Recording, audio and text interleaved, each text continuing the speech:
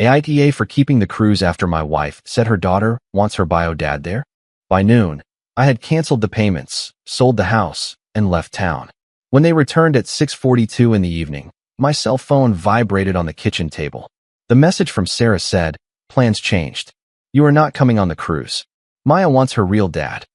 By noon, my marriage was effectively over.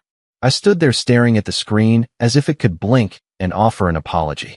The coffee maker hissed and crackled behind me, burning the last of the brew I had not poured yet. The radio murmured a market report from Des Moines. Outside, the maple tree near the detached garage swayed in the morning wind, leaves skittering across the concrete driveway like they were in a hurry to escape. I read the text over and over. The same words, the same punctuation, the same casual cruelty. Sarah had sent it as if she were canceling a dental cleaning. I did not reply. I put the phone screen down on the pine table and watched it vibrate again. Another message trying to scratch through the wood to get to me. I did not pick it up. Instead, I sat in the chair at the head of the table. The chair I always occupied without thinking, the one facing the double-hung window, the one Sarah used to call my spot. The coffee went cold. I did not notice. 14 years earlier, I had moved into that bungalow on East Locust Street in Davenport with a sofa, a Craftsman toolbox, and a promise I intended to keep. Maya was 12 back then, a scrawny kid with braces on her teeth and eyes that were always observing. Her biological father, Gavin Price, had been more absent than present. Sarah told me that on the first night we sat on the back porch with sweating bottles of domestic beer in our hands. "It is just us," she had said. "Now we are a family. We are a family." She repeated it many times over the years. Whenever finances came into question, especially when I covered the copays for Maya's braces, Sarah would squeeze my arm and say, "Your money is our money." When I used part of my 401k withdrawals to buy Maya a used Toyota after she got accepted into Iowa State University, Sarah said, "That is what dads do." When I set up the automatic withdrawal for the cruise, the anniversary trip down the Mississippi River she had been hinting at for months, Sarah kissed my cheek and said, "We deserve this." But the message did not say us. It said my daughter and her real dad. The phone vibrated again. Finally, I got up and walked to the stainless steel sink. I poured the coffee down the drain without tasting it. The mug hit hard against the basin, as if it were angry at me for wasting the brew. I rinsed it anyway, slowly, watching the steam curl and vanish. When I picked up the phone, this time it was not another text, it was a voicemail notification. I recognized Sarah's voice before pressing play. Tense, fast, already irritated. "Marcus, do not turn this into a situation," she said. "It is just that Maya asked for it. You understand, right? Call me when you calm down." Calm down. I leaned my hip against the granite counter and closed my eyes. I saw a 12-year-old Maya sitting at that same table with Common Core math homework spread out, crying because Gavin had flaked on visitation again. I remembered how I pulled the chair next to her, not the head of the table, and said, "It is okay, kiddo. We will figure it out together." I remembered the way she smiled, crooked and relieved, as if she had been holding her breath. I listened to the voicemail again. Sarah's voice sounded rehearsed the second time, as if she had practiced it in her head before dialing. I did not call back. At 9:30, I should have been on my way to Dubuque to visit a supplier. I put on my Carhartt jacket, grabbed my truck keys, and stopped in the hallway where the framed gallery wall hung. There was one photo from the year we refinanced the mortgage, Sarah and Maya on the sectional sofa. Me standing slightly to the side, with my hand on the backrest, as if I was not sure I belonged in that frame. I had never noticed it before. At the supplier's office, I greeted people, talked inventory numbers, and nodded at the right moments. I missed a question and had to ask for it to be repeated. My phone vibrated in my jeans pocket. I ignored it. It vibrated again and again. On the drive back, I stopped at a gas station and sat in the truck with the engine idling. I listened to the phone ring until it stopped. The silence that followed seemed heavy, like a garage door closing somewhere I could not reach. I thought about calling my buddy Tom from the VFW post. I thought about calling my sister, Clara. I thought about calling Gavin Price and asking him what on earth he thought he was doing, returning to my life like a customer who had finally seen the bill. Instead, I drove home. The house was too quiet. Sarah had left early for the airport, so the master bed was made, stretched tight and smooth like a hotel room. I sat at the table again in that head chair and looked at the empty placemats. I imagined Sarah and Maya on the deck of the riverboat with the wind in their hair and Gavin leaning on the railing as if he owned the view. My phone vibrated one more time. This time it was a text from Maya. Please respect our space. I stared at it until the pixels blurred. I put the phone back on the table. I did not throw it. I did not curse. At noon, I canceled the cruise booking, the financing on Maya's car, and the joint checking accounts that were primarily funded by my direct deposit. I called a real estate broker I knew from breakfast at the Rotary Club. Sell the house, I told him. Full price, cash offer preferred. I will be out of town tomorrow.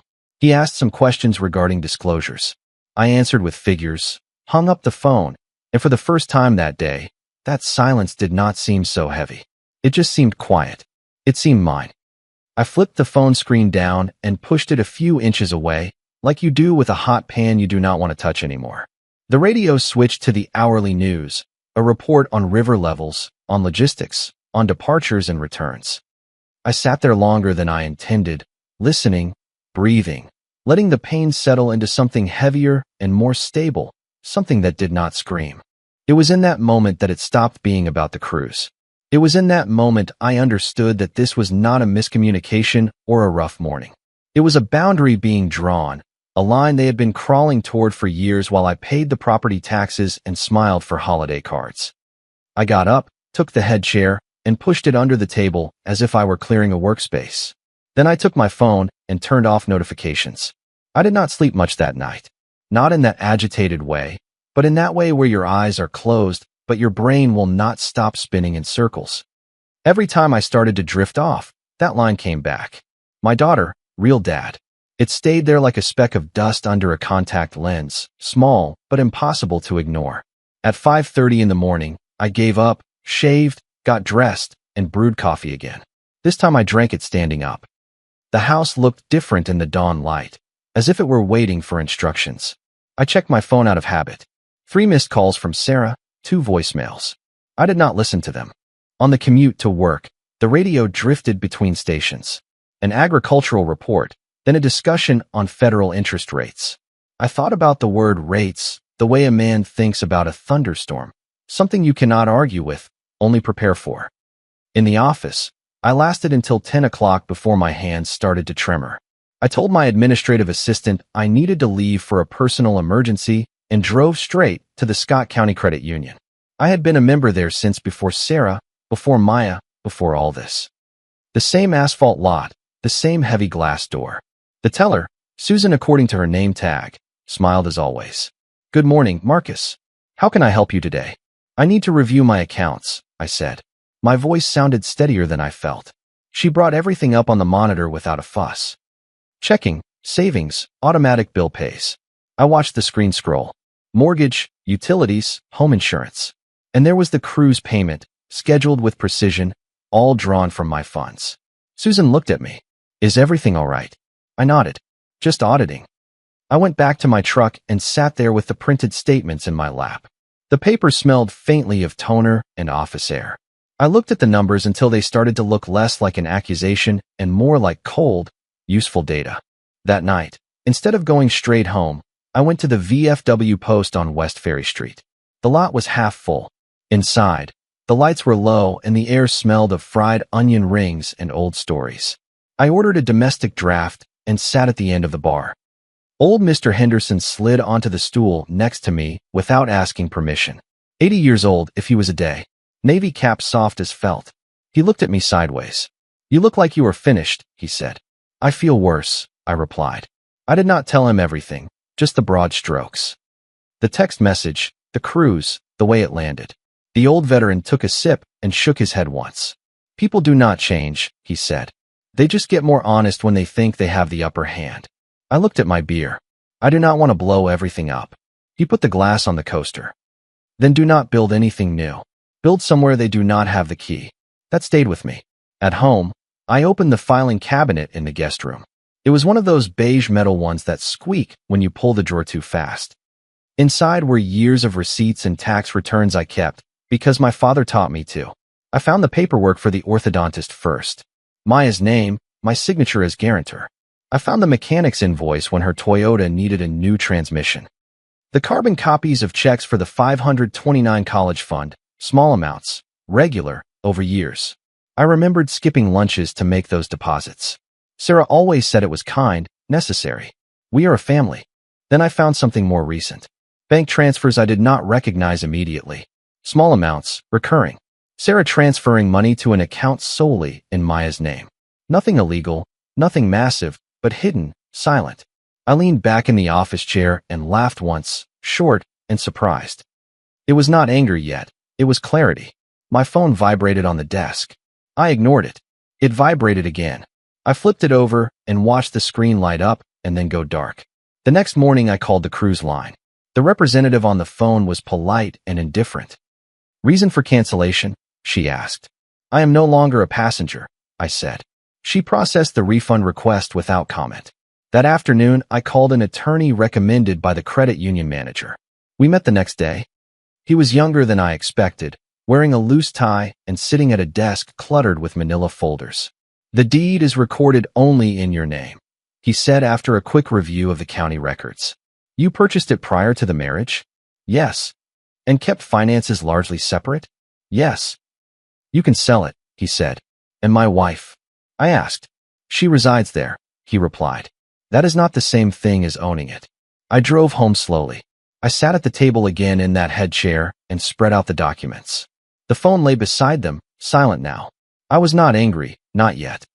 I was tired, and for the first time sure. Sure that what I had been calling patience was actually permission. I gathered the folders, stacked them carefully, and pushed the chair back under the table. Tomorrow I would make a call. I waited a full 24 hours before making the call. Not because I was unsure, but because I needed to hear my own thoughts without Sarah's voice overlapping. Silence does that. It gives space to see what you have been avoiding. The realtor answered on the second ring. Her name was Diane Whitfield, from the Bettendorf agency. I had met her years ago at a neighborhood block party. I am thinking of listing, I said. She did not ask why, just asked for the address. We walked through the house 2 days later. I kept my hands in my pockets while she took notes, knocking on drywall, checking window seals. The place seemed smaller than I remembered, as if it had already started letting me go. Does your wife know? She asked carefully. Is she traveling? I replied. I will handle the disclosure. Diane nodded.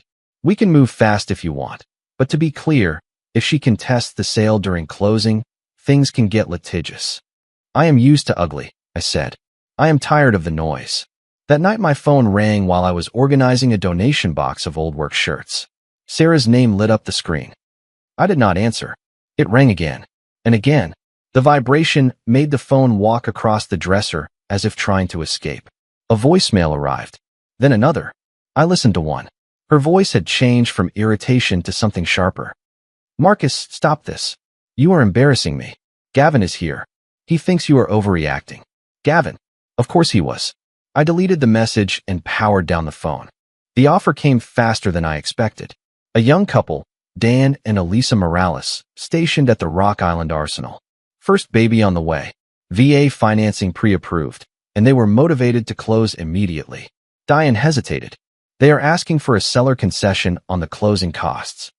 I thought about the dining table, the head chair, the way I always pushed it back when things got tense. Accept it, I said. The closing day was quiet. Just me, the title agent, and the hum of fluorescent lights at the title company. My hand shook once when signing the warranty deed. Afterward, it did not shake anymore. As I got up to leave, my phone came back to life. A text from Maya. Dad Marcus, please do not do anything drastic. I looked at it for a long time. Then I typed back. I am doing what I should have done a long time ago. I packed the truck that night, only what mattered. I left the rest exactly where it was. When I pulled out of the garage before dawn, the house looked the same as always, solid, silent, already belonging to someone else. They were somewhere on the river making a toast. I was driving west on I-80, watching the sun come up, finally breathing again. They came back on a Tuesday. I know because Diane sent me a text at 3:18 in the afternoon with 3 words and no punctuation. They are here. I was sitting in a diner on the outskirts of Muscatine, a place with vinyl booths and coffee that tasted like something that once thought about being a beverage. I did not reply immediately. I put the phone aside, laced my fingers together, and looked at the napkin dispenser as if it could explain something. Then I picked up the phone again and waited. Sarah was the first to call. I did not answer. 5 minutes later, Maya called. I did not answer either. Diane told me the rest later, piece by piece. Her voice calm, in that professional realtor way that seems to be describing storm damage instead of a life coming undone. Sarah had walked into the driveway laughing, her luggage still in the trunk. Maya was behind her with sunglasses, smartphone in hand. They both laughed at first. A vehicle they did not recognize in the driveway, the lawn mowed on a different diagonal, a new planter near the storm door. Then Sarah tried her key. Diane said she jiggled the handle hard, as if she thought the deadbolt would apologize and open out of shame. When the door did not give, Sarah stepped back and looked at the siding as if the house had personally betrayed her. She yelled my name. Then she started dialing. Inside, Ben Morales opened the door halfway, still with the security chain engaged. He was polite, even apologized.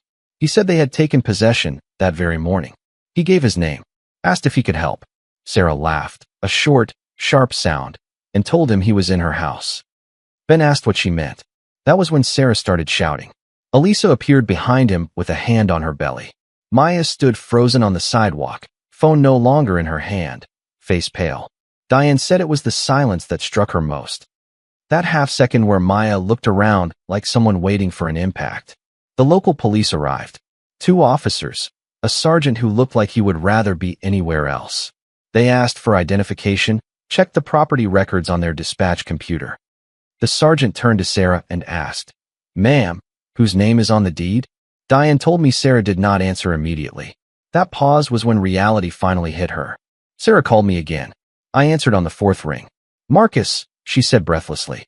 "What did you do?" I leaned back in the booth and looked out at the gravel lot. A tractor-trailer rolled past on the highway. Somewhere a car alarm chirped and stopped. "I sold the house," I said. "You cannot do that," she snapped back. "It is our house." "It was my house," I replied. "You just lived in it." She started talking fast. Then came the threats, civil court. How dare I? How Gavin would never have done that. Gavin. Maya took the phone after that. She did not scream. That hurt almost more. "I did not think you would actually do it," she said. Her voice cracked on the word actually. Maya did not answer. The call ended. I finished my coffee. It tasted bitter now. That night I sat alone in the small apartment I had leased, a place near the riverfront. Nothing fancy. I unfolded the card Ben and Elisa had left in my mailbox. A thank you note, an ultrasound picture inside. I sat at the small dinette table and imagined the old dining room, the head chair, the place where I used to sit and try to hold everything together. For the first time, the chair was empty, and it did not feel like a loss. They filed the lawsuit a week later. It was not divorce, at least not yet. Sarah filed an injunction against the sale first, as if she could rewind time if she argued loud enough in the right venue. I was served with the subpoena at the apartment on a Friday afternoon. The paper was stiff and official, my name spelled correctly for the first time. The Scott County Courthouse smelled of old law books and industrial cleaner. The kind of place where voices drop without anyone asking. I wore the same blazer I used for funerals and Chamber of Commerce dinners. Nothing fancy, just clean. I carried a brown accordion folder under my arm, heavy with papers and memory. Sarah arrived 10 minutes late, heels clicking too loud on the terrazzo floor. Maya followed, eyes down, holding her purse like a shield. Gavin Price came behind them, hands in pockets, a smile too relaxed for a legal setting. The mediator, a woman in her 60s with reading glasses hanging from a chain, looked at the case file once. "Let us keep this efficient," she said. "We are here to discuss assets and property rights." Sarah jumped in before I sat down. "He abandoned us," she said, pointing at me like I was an indictment. "He sold our home behind our backs. My daughter was humiliated." The mediator raised a hand. "Mr. Holloway, you will have your turn." I waited. That was the hardest part, letting the words pile up without interrupting. Sarah talked about sacrifice, family, how I always promised to provide for them. Gavin nodded along, as if he had been present for all of that history. When the mediator finally turned to me, I stood up and put the folder on the table. It made a soft, solid thud when it landed. "I did not abandon anyone," I said. My voice surprised me. Calm, even. "I stopped paying for a life I did not have permission to be part of." I opened the folder and slid the documents forward. The original warranty deed, the mortgage payoff statements, the cruise receipts, the bank confirmations for the auto payments, dates circled in red ink. Sarah scoffed. Money is not everything. You said it was when it was mine, I replied. The mediator adjusted her glasses and read. She did not rush. That helped. She looked at Sarah. The property was titled solely in Mr. Holloway's name, purchased prior to the marriage. That is not fair, said Sarah. We were married. Yes, said the mediator. But marriage alone does not retroactively alter the title of premarital assets in this jurisdiction without a specific legal action. Gavin leaned forward. So, I am her dad, he said. Maya deserved that house. I looked at him for the first time since I entered. The same smile he had at the block party years ago when he borrowed cash and promised to pay it back. Seriously? I asked. Like the child support she deserved? The room went silent. Gavin's smile faltered. That is not. I have the court records for that too, I said, tapping the folder.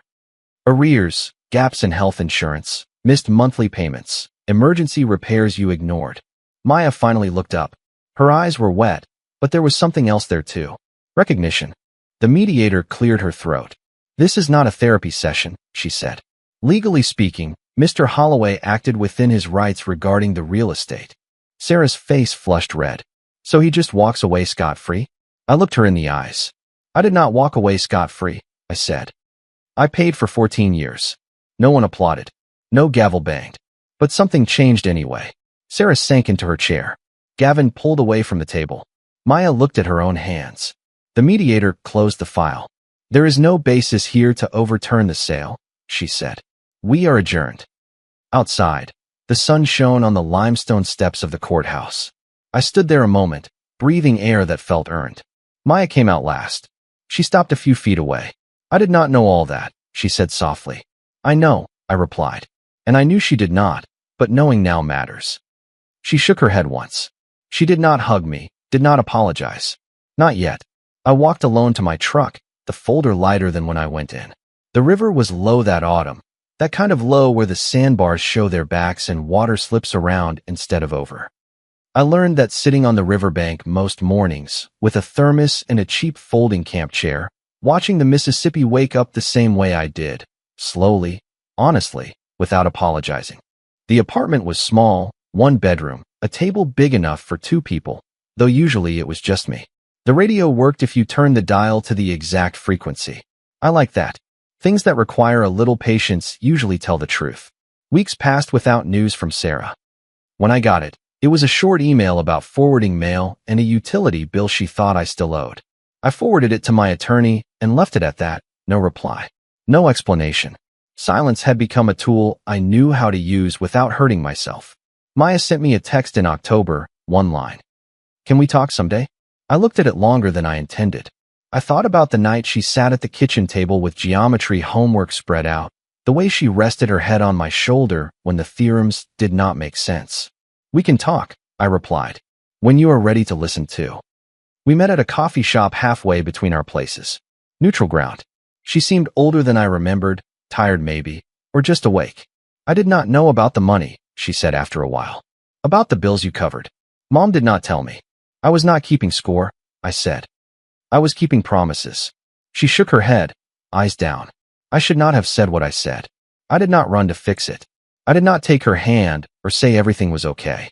I just let the words sit between us until they softened on their own. I am not asking to go back, she added. I just had not realized it cost you. That is the thing about costs, I said. You do not feel them if someone else is swiping the card. We finished our coffee. We hugged awkwardly and briefly, like people learning a new way to be in the same room. It was not a Disney ending. It was an honest ending. I could live with that. On Thursdays, I started stopping by the VFW post again. The old man was there almost every night. The same stool, the same domestic beer. One night, he looked at me and nodded toward the river outside. You look lighter, he said. I am, I replied. Turns out silence weighs less than pretending. He smiled at that, just a corner of his mouth. Winter came early to the Midwest. The river turned steel gray. I bought a heavy down parka and learned to cook for one person without burning everything. I slept better, not longer, just deeper. Some nights I thought about the house on East Locust Street, the dining table, the head chair, the way I used to push it back, always careful not to take up too much space. I do not do that anymore. What I learned, what took me 14 years and a silent text message to understand, is this: love without respect is just labor. Silence, when chosen, can be a form of strength. If you have ever been erased silently, if you have been told you belonged up until the moment you did not, I hope this story reminds you that dignity is not loud and justice does not always scream. Sometimes it just signs the papers, loads the truck, and moves on. Comment: we often think that fighting back requires noise and shouting, but true strength is usually quiet. Real dignity comes from knowing your worth, even when others fail to see it. When you're treated with indifference, you don't need to explain yourself or beg for a seat at the table. Sometimes the most powerful move you can make is to pack your bags and leave with grace. Protecting your peace isn't selfish. It's a necessary act of survival. You have the right to rebuild your life on your own terms without carrying the weight of people who don't value you. You can stand firm in your decisions while staying calm and respectful. Healing begins the moment you decide your self-respect matters more than their approval. I hope you find the courage to choose your well-being today. Thank you for being here and sharing this space with me. If you liked it, don't forget to leave a comment and support the channel by subscribing. See you in the upcoming stories.